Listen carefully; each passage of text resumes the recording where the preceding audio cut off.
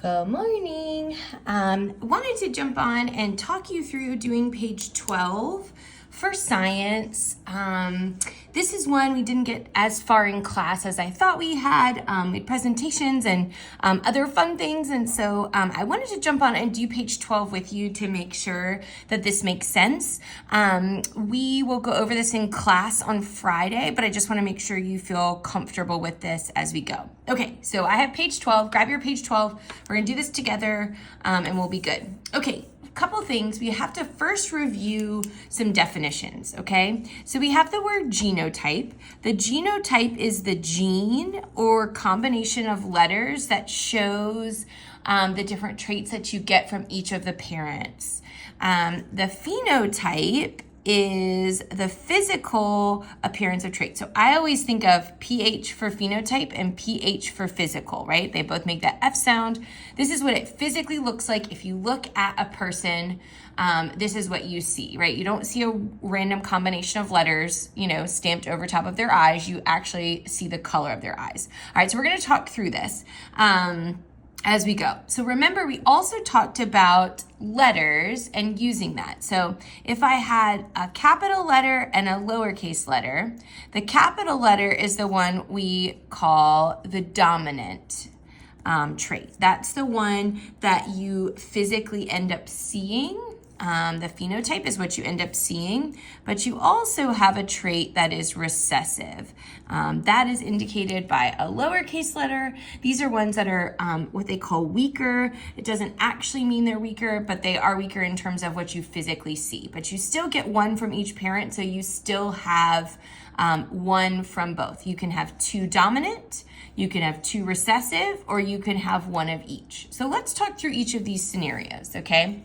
Now, Mrs. Phelps is a really great artist, so you're going to have to kind of really enjoy my drawings as we go. All right, let's look at scenario 1.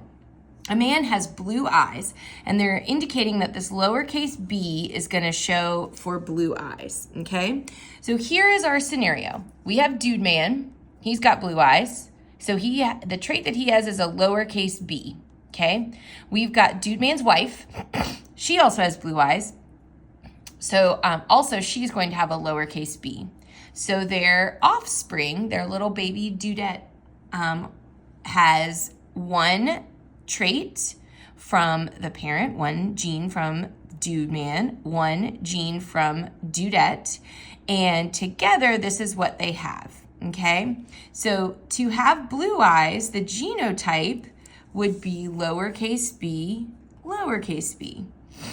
So those are the combination of letters that he has. He cannot have a capital letter because then that would be brown eyes or some other combination that would show up. But in order to have blue eyes, which is a recessive trait, he has to have a recessive trait from dad and a recessive trait from mom, so that together he has two recessive traits, okay? The physical appearance, when you look at this little baby, the physical appearance is that he's going to have blue eyes. So far, so good? All right, let's look at this next scenario. Woman has curly hair. All right, this one we have two different scenarios that can happen. So you've got Dude Man with curly hair shown by a capital C, right? So we know that this capital C stands for curly hair, okay? And we'll just say that a lowercase c stands for straight hair, right? Just to have both, okay? So if we look down here, we've got Dude Man with curly hair, capital C. We've got his wife with curly hair. So their baby is going to have one gene of curly hair, one gene of curly hair. They are also, the dudette, whatever baby dude, is going to have two capital letters to show that they have curly hair. The other scenario that can happen is Dude Man had straight hair, right? So he had a lowercase c. Dudette, or the wife, had curly hair, and together their baby had one capital and one lowercase, one dominant, one recessive, one curly hair gene, one straight gene. However, because you have a dominant and a recessive, the dominant one is like the stronger one, so that's the one that you physically see on that person. So this baby is still going to have curly hair. So up here with genotypes, really, she could have two separate ones, right? They could have capital C, capital C. She could have gotten two curly-haired traits, or she could have gotten one curly, one straight hair. Either way, the phenotype, if you physically look at her, she's going to have curly hair. With me so far? All right, last one.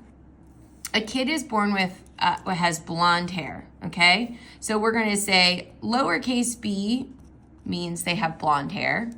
Capital B, let's just say, means they have brown hair, okay? In this scenario, they've got a dad that has blonde hair, a mom that has blonde hair, so we know that the baby also has to have blonde hair. If either of them had a brown hair gene, the child would not be blonde.